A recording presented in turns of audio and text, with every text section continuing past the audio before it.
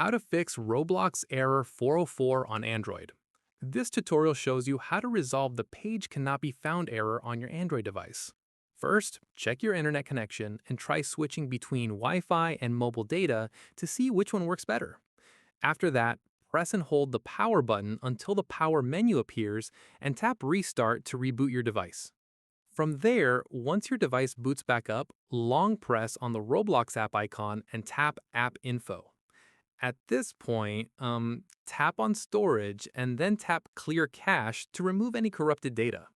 In the next step, open the Google Play Store and search for Roblox.